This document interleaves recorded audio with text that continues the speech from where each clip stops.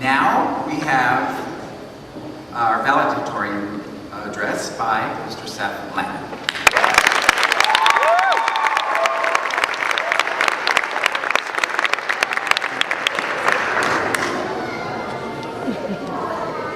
I'm going to take this off if you don't mind.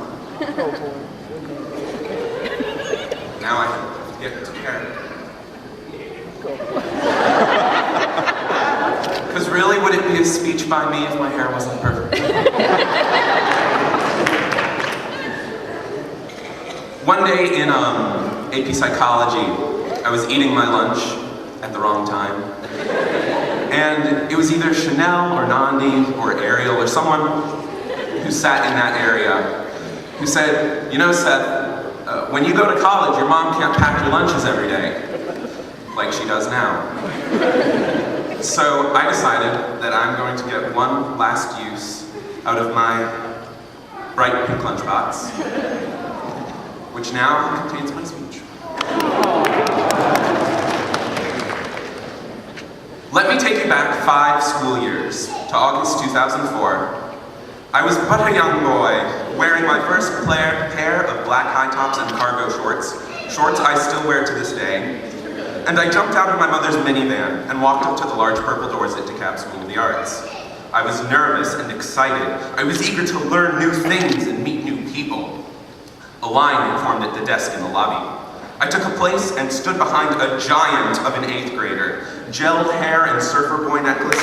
He must have been a head and a half taller than me. "Hello, Mr. Lacey," said the woman behind the desk. "You need to make a right and go to the small dance studio." He began down the hall. She turned to me. "Name? Langer. Seth," I said. My name is probably right below his. Langer, yep, just follow Mr. Lacey." "Oh, well, that shouldn't be too hard." She didn't laugh at that either. I walked down the hall. There were people everywhere, moving fast and wild. This place is so big, I thought to myself, I hope I don't get lost. But suddenly, in the middle of this hallway frenzy, my guide stops. I was afraid. This boy, this tall boy, was my only way of getting to class. If he stopped, I stopped. I approached him slowly. "Do you not know where you're going either?" I asked him. The boy turned his head very much downwards, looked at me with a puzzled expression, and with all seriousness replied, "Of course I know where I'm going." And then we started to class. Relieved and a bit put off, I followed him, and my career at DSA began. All of us have first-time stories. Think about the first time you met Miss McCauley, or the first time Mr. Golden insulted you. Tears all over. Or the first time you showcased your talent for a DSA audience. For most of us, it seems like a lifetime ago, or at least several hairstyles. Even our newer additions have been quickly incorporated into DSA culture and have their own stories to tell. We all know DSA is an extremely small place, almost suffocatingly small some days, but it offers an enormous amount of different opportunities and experiences. Whether you're an art major or a creative writing major or a musical theater major, whatever that is, we are all connected by the stories we share with each other. Because as students, as young adults, as artists, even if Mongo says we're not artists yet, we have grown up together, and that counts for a lot.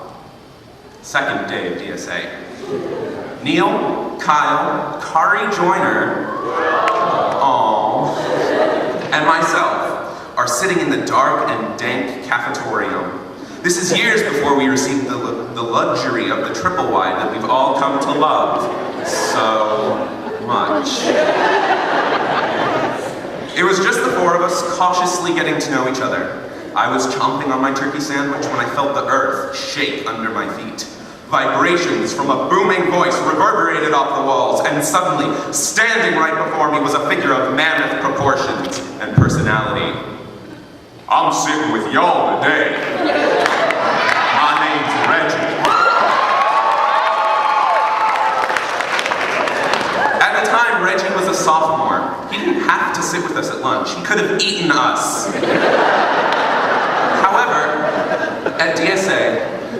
pictures have a way of reaching across grades and colors, size. I felt a part of something special, and these stories are important to me. After the shows close, the grades reported, and the tassels flipped, what's left but the stories? I do not advocate living in the past, but I certainly recognize the value in remembering it, and especially learning from it. Some of our seniors, one of our seniors, I don't know where you are, may say that we'll never be on her mind, but I'm convinced that there's at least a little part of her that will always be thinking about the people at DSA. We've come too far to forget. There are too many lessons we've learned. The theme of our yearbooks, our awesome yearbooks, is survival of the artist. As I was looking through it, I thought to myself, it's funny how as seniors, we've sort of finally figured out our place in DSA and how to work the system, how to survive, and then we're gone. All we have to offer now are our stories, and hopefully, we've earned the right to be heard, earned the credibility to be respected, and earned enough production credits to learn our craft and to get a chord. Our stories create community. They give us the opportunity to experience the joy, the sadness, and the all-around hilariousness of other people's lives. I was not present on the bus that day, on the way to school, when it started to tilt over the curb. But I feel like I was sitting next to Alicia when her bus driver uttered the now infamous phrase, "Oh, damn."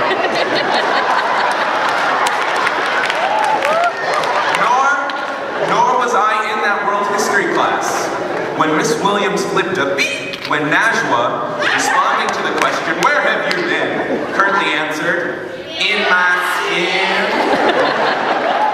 However, I might as well have been sitting in the back. I was there for Mongo's now legendary Code 23 speech. A story I will not share with you now. I would not have been able to share in these wonderful memories with you and yours with mine had it not been for the stories we've told. We must keep in mind that our stories extend farther than ourselves, too. The class of 2009, I'm proud to say, has an identity that we've established through dedication and creativity and all-around good spirit. Ask any teacher, and they'll only be able to say good things about us. Actually, don't ask Miss Thomas. Now, through ourselves, our teachers, and our younger friends, our stories will be shared with a whole new group of DSA students in a whole new location. So maybe we aren't completely gone. Now I'm going to self-indulge myself. I, as valedictorian, have the privilege to say goodbye to you, officially, my classmates. There are many ways I could do this, and I've decided on a way that reflects how I truly feel about the class of 2009. Yeah. No, can you imagine? A quick digression. As per usual, I think Matt and I are going to have a bit of a disagreement, so this is sort of deja vu of AP Lit. Oh, God. I think we all deserve pats on the back for all the hard work we've done.